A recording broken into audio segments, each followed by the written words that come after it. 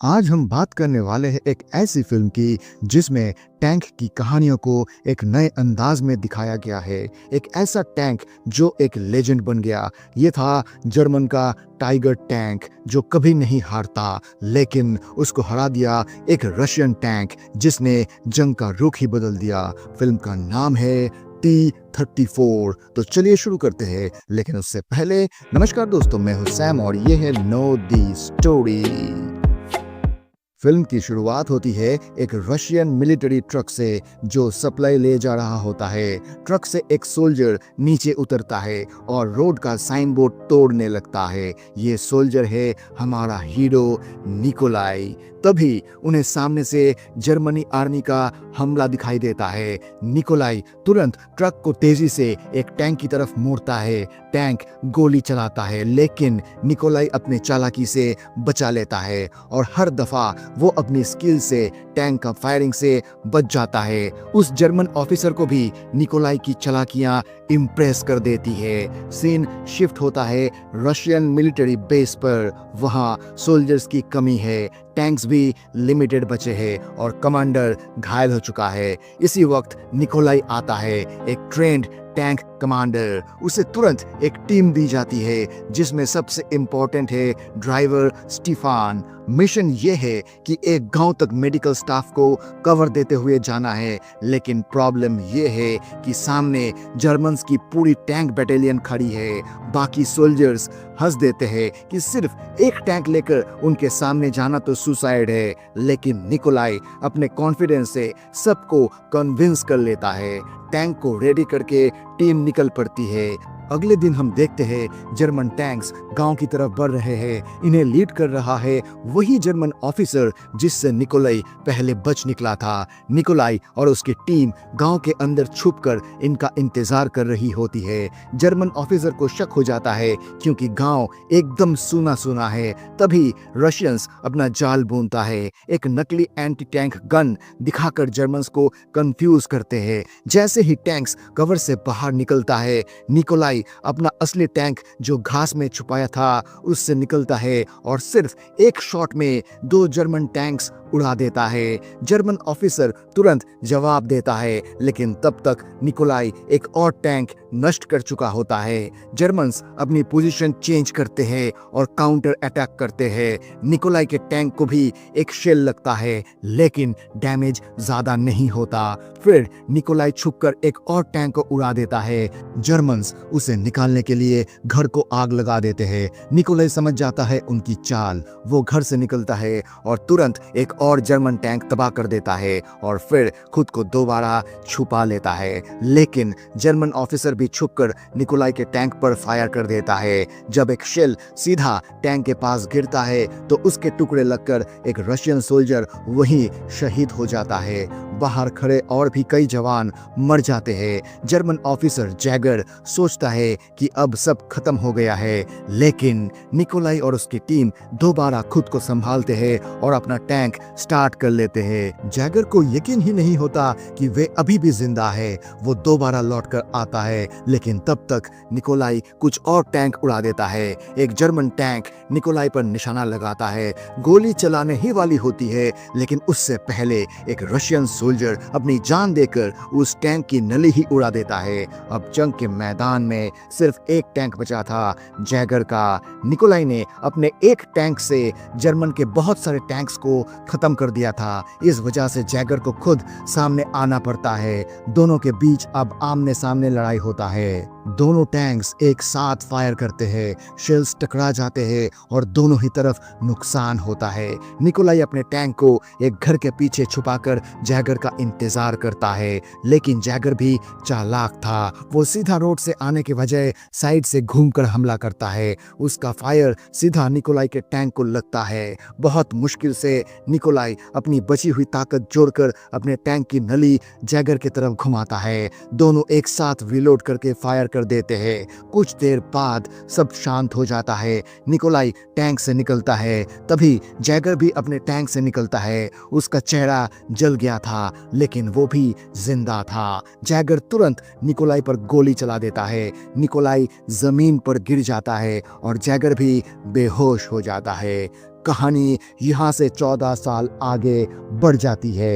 एक रात को एक ट्रेन जर्मन कैंप में रुकती है जहाँ से नए रशियन प्रिजनर्स लाए जा रहे होते हैं। वहाँ एक रशियन लड़की होती है जिसका नाम है एना, जो जर्मन ऑफिसर्स की बातें रशियन में ट्रांसलेट कर रही होती है। पता चलता है कि इन सबको एक नए जेल में शिफ्ट किया जा रहा है। सब प्रिजनर्स को जमीन पर घुटने टेकने को कहा जाता है, लेकिन एक आदमी खड़ा ही रहता है। उसे सब टैंक मैन कहते हैं, लेकिन उसका असली नाम और रैंक किसी को नहीं मालूम। वो और कोई नहीं बल्कि निकोलाई था। उसने अब तक 7 बार जेल तोड़कर भागने की कोशिश की थी। जर्मन ऑफिसर्स उसे मारने लगता है, लेकिन निकोलाई के चेहरे पर मौत का जरा भी डर नहीं था। एना उसे कहती है कि सिर झुका लो, लेकिन वो मना कर देता है। ऑफिसर गोली चलाता है, लेकिन उसकी गन अटक जाती है। गुस्से में आकर वो निकोलाई को स्पेशल सेल में डाल देता है। जेल में बाकी कैदी उसके पास जमा होने लगते हैं,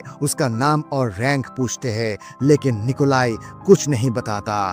तभी एंट्री होती है जैगर की। जैगर जब कैदियों के रिकॉर्ड्स देखता है तो उसे एक फोटो मिलती है निकोलाई की। उसे तुरंत याद आता है वो दिन जब एक ही टैंक से निकोलाई ने उसकी पूरी बैटालियन को तबाह कर दिया था। वो निकोलाई से मिलने आता है और एना के जरिए बात करता है। जैगर निकोलाई की तारीफ करता है और एक डील ऑफर करता है। अगर वो जर्मन टैंक सोल्जर्स को ट्रेनिंग दे तो उसकी जिंदगी बच जाएगी। निकोलाई मना कर देता है। तब जैगर एक रशियन कैदी की जान लेने की धमकी देता है। मजबूरन निकोलाई मान जाता है। अगली सुबह कैदियों में से कुछ को चुना जाता है। उनमें स्टीफन यानी निकोलाई की टैंक का ड्राइवर भी होता है। जब स्टीफन और निकोलाई सामने आते हैं, दोनों के चेहरे पर एक छुपी हुई खुशी होती है, लेकिन वो दिखा नहीं सकते। जैगर सबको एक पुराना रशियन टैंक दिखाता है, T-34। ये वही टैंक था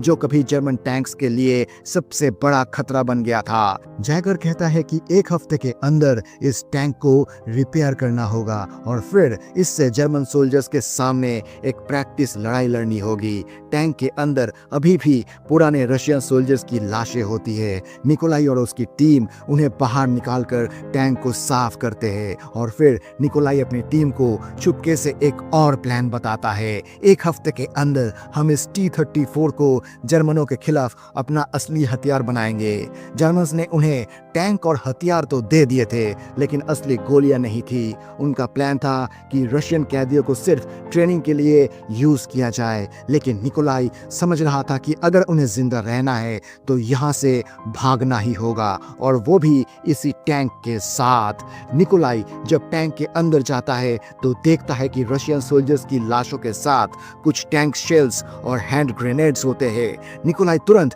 जैगर के पास जाकर रिक्वेस्ट करता है कि इन शहीद सोल्जर्स को इज्जत के साथ दफना दिया जाए। जैगर मान जाता है। दफनाते वक्त वो चुपके से उनके कपड़ों के अंदर शेल्स छुपा देती है और कब्रों पर एक खास निशान बना देते हैं ताकि उन्हें याद रहे कि कहाँ छुपाया है। टैंक रिपेयर का काम शुरू हो जाता है। निकोलाई अपनी टीम को एक मैप दिखाता है। बॉर्डर सिर्फ 6 घंटे की दूरी पर है। उनके पास सिर्फ 6 शेल्स और 30 किलोमीटर का फ्यूल होगा। रिस्क बहुत बड़ा था, लेकिन यही उनकी एक लौती उम्मीद थी। दिन रात की मेहनत के बाद टैंक रिपेयर हो जाता है और टेस्ट के लिए जब उसे चलाया जाता है तो जैगर इम्प्रेस हो जाता है। उसे यकीन हो जाता है कि ये टैंक उनके लिए काम करेगा। अब प्लान शुरू होता है। सबसे पहले वो सोल्जर्स की कब्रों से छुपाए हुए शेल्स निकालते हैं और टैंक में भर लेते हैं। जर्मन्स को अंदाजा भी नहीं था कि रशियंस के पास असली हथियार है। अब ट्रेनिंग में 3 जर्मन टैंक्स उन्हें ढूंढने निकलते हैं। रशियंस अपना टैंक धुआं करके छुपाते हैं और फिर अचानक हमला करके पहला जर्मन टैंक उड़ा देते हैं। जैगर और जर्मन ऑफिसर्स टावर से ये सब देख रहे होते हैं। वो हैरान रह जाते हैं कि गोलियां इन्हें मिली कहां से।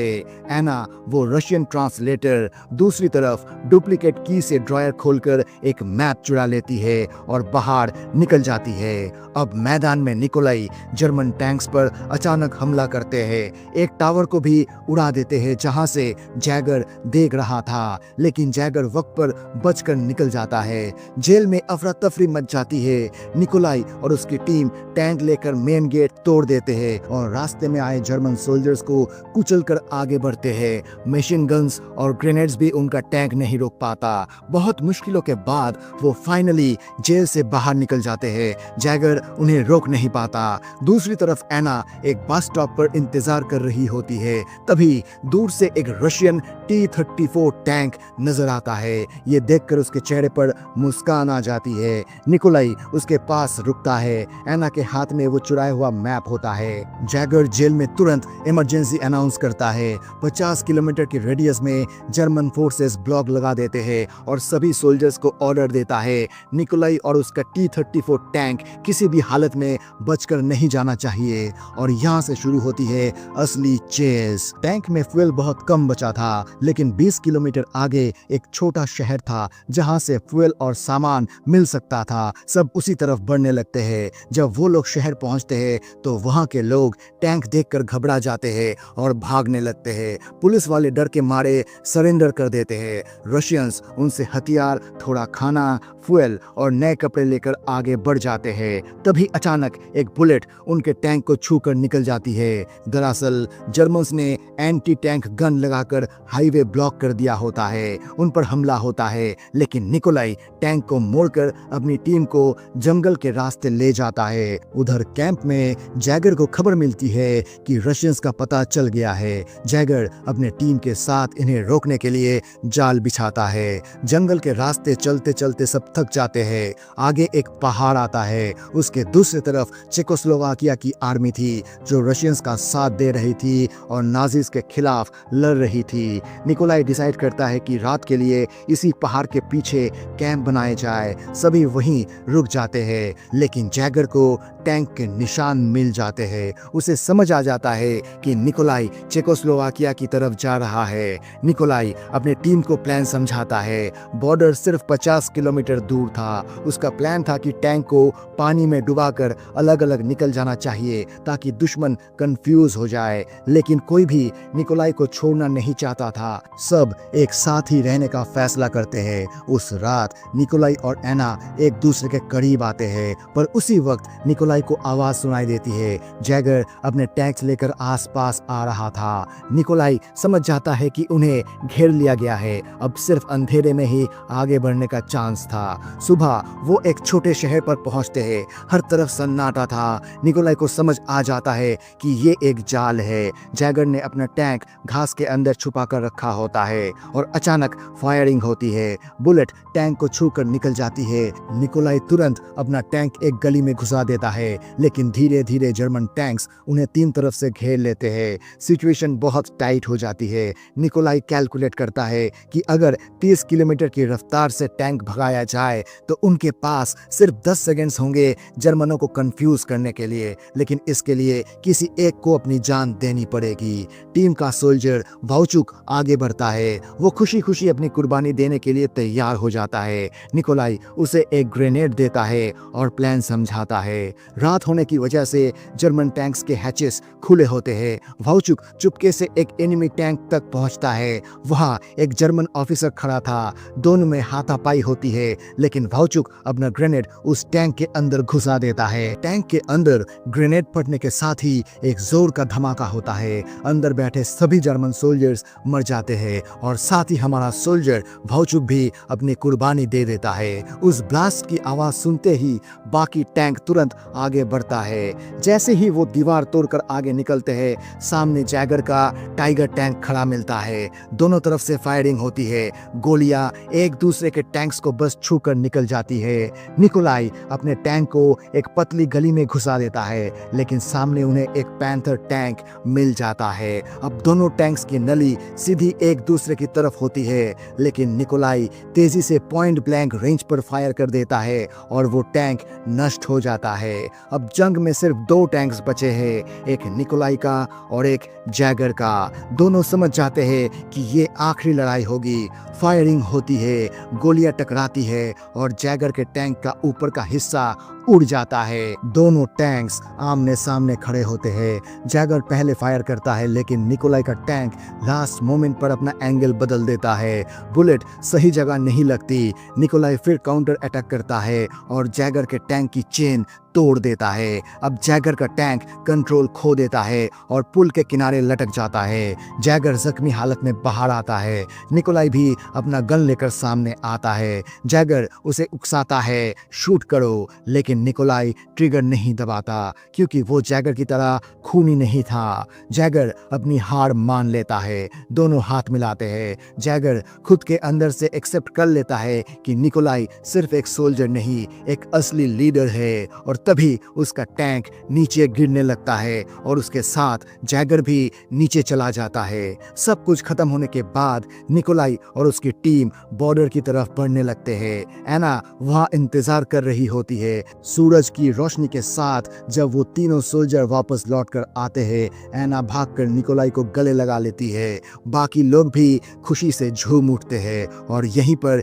यह फिल्म खत्म होती है। तो दोस्तों, अगर आपको ये कहानी पसंद आई हो तो वीडियो को लाइक करें, अपने दोस्तों के साथ शेयर करें और ऐसे ही और मूवी एक्सप्लेनेशंस के लिए हमारे channel know the story Hindi को जरूर सब्सक्राइब करें। आपका एक सब्सक्राइब हमें और कहानियां सुनाने के लिए प्रेरित करता है। मिलते हैं अगले वीडियो में एक और दिल छू लेने वाली कहानी के साथ। तब तक के लिए अपना ख्याल रखिए। धन्यवाद।